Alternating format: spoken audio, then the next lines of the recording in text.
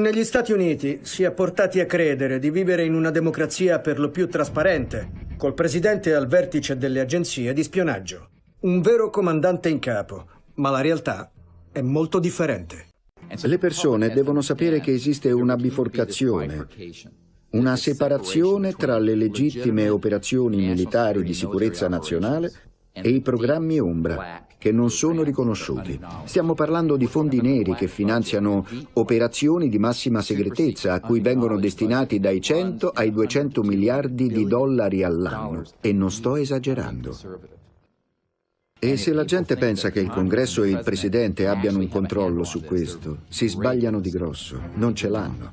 Qui entra in gioco la struttura della segretezza. C'è un uso legale della segretezza e sfortunatamente l'errore di Snowden è stato quello di svelare dei segreti, indipendentemente da quello che sarebbe potuto succedere, che erano gestiti legalmente ed erano noti al Presidente, al Congresso e alle agenzie di intelligence. E poi c'è un tipo di segretezza che è illegale. Parliamo dei programmi di accesso speciale non riconosciuti, i cosiddetti USAP. L'incidente di Roswell, che ha portato all'acquisizione di materiale da studiare, ha rappresentato una rivoluzione nell'organizzazione della sicurezza nazionale, tanto che a poche settimane da quell'evento venne fondata la CIA.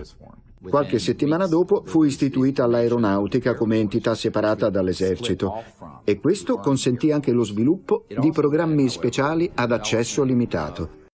Hanno formato un'alleanza tra di loro, tra le industrie che guadagnano costruendo macchine da guerra, i militari che usano queste macchine e le giustificano, e le agenzie di intelligence, che in realtà sono agenzie per operazioni sotto copertura, fornite di armamenti militari e nucleari, e insieme tentano di spostare oltre i loro limiti per stabilire un dominio sull'intero spettro su tutto il pianeta.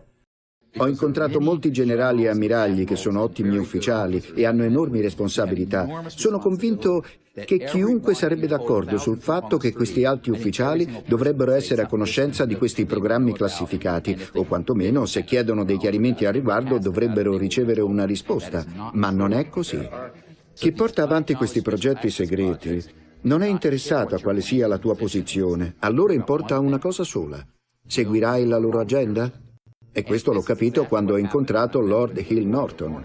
Da quando il mio nome è stato associato all'argomento UFO, mi è stato spesso chiesto da persone del mio ambiente, tra cui un ex capo di Stato Maggiore della Difesa e un ex presidente del Comitato Militare della NATO, per quale motivo i governi decidono di nascondere i fatti che riguardano gli UFO. Io credo che i governi temono che se questi fatti venissero rivelati si scatenerebbe il panico. Lui mi fece questa domanda. Se sono a capo del Ministero della Difesa o del Comitato Militare della NATO o dell'MI5 o dell'MI6, perché dovrebbero tenermi all'oscuro?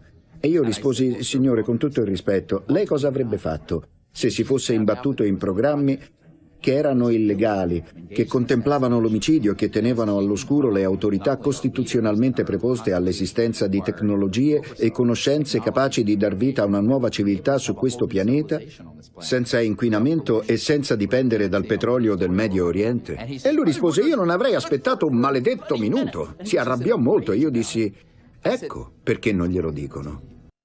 Viviamo in una sorta di Truman Show. Tutti credono che la stampa sia libera, ma non lo è. Esiste un processo democratico dove tutti questi argomenti sensibili vengono affrontati legalmente. Non c'è. E abbiamo un establishment scientifico non corrotto. Non è così e lo proveremo.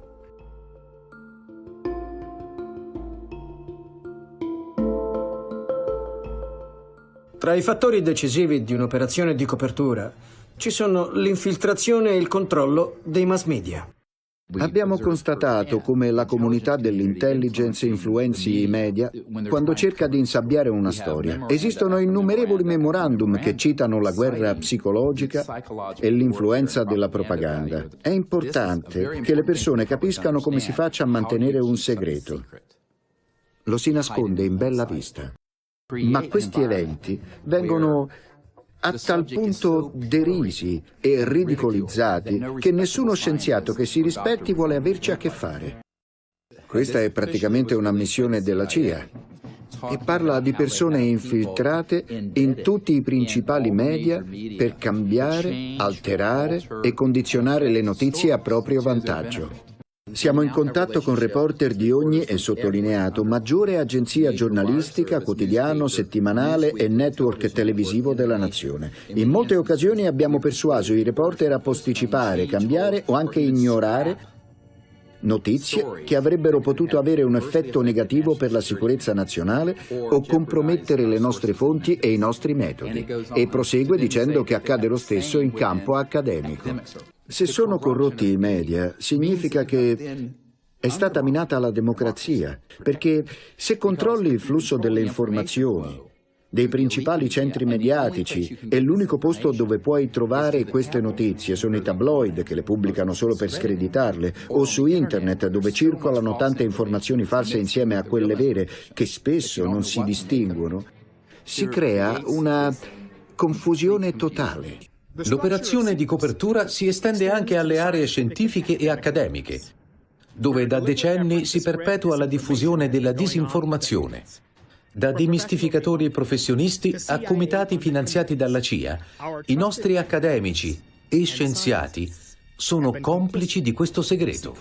Nel 1952 l'aeronautica statunitense lancia il progetto Blue Book per tranquillizzare i cittadini sulle attività extraterrestri e per rassicurarli che il governo avrebbe fatto tutto il possibile per andare a fondo del mistero. Sono qui per parlare dei cosiddetti dischi volanti. L'aviazione si interessa al problema perché si sente in dovere di identificare e analizzare al meglio delle proprie capacità qualsiasi oggetto nei cieli che possa rappresentare un pericolo o una minaccia per gli Stati Uniti. Il progetto Blue Book era diretto dal dottor J. Allen Hynek, un professore di fisica ed astronomia dell'Università Statale dell'Ohio. Hynek ammise che il loro compito era discreditare quei casi per non rendere pubblica la verità. So che compito avevano. Gli fu detto di non preoccupare i cittadini, di non agitare le acque. E ho visto di persona che ogni qualvolta c'era un caso che potevano spiegare, ed erano pochi, facevano un breve consulto e poi informavano i media. Per i casi di più difficile spiegazione facevano di tutto per nasconderli e tenere lontani i media. Avevano un compito preciso: evitare di allarmare il pubblico. Tuttavia c'è una percentuale di questi rapporti fatta da testimoni credibili di fatti piuttosto incredibili. E sono questi rapporti che adesso stiamo valutando. In risposta al progetto Blue Book, viene formato un comitato di scienziati nel 1953 chiamato il Jury Robertson. È composto da alcuni tra i più rispettati fisici ed astronomi dell'epoca. Il Jury Robertson ha il compito di fornire un'analisi accademica indipendente ed equa degli avvistamenti UFO.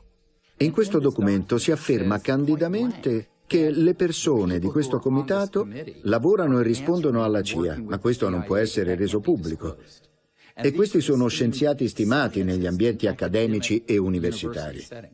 Viene suggerito chiaramente che in presenza di una prova schiacciante dovevano creare qualcosa di simile come far volare un aerostato e filmarlo per renderlo meno credibile e ridimensionarlo. E dovevano anche ingaggiare astronomi dilettanti e inscenare un avvistamento in cui mostrano loro alcune prove e dovevano insegnare anche a confutarle. Nel 1968 viene formato il Comitato Condon, guidato dal dottor Edward Condon, professore di fisica all'Università del Colorado. Apparentemente era uno scienziato obiettivo che era a capo di un comitato alla ricerca della verità perché sono uno scienziato. Ma questi sedicenti scienziati sono innanzitutto esseri umani. E qui si legge: non può trapelare che il dottor Condon e gli altri sono al servizio della CIA per via della guerra psicologica e di tutte queste manipolazioni.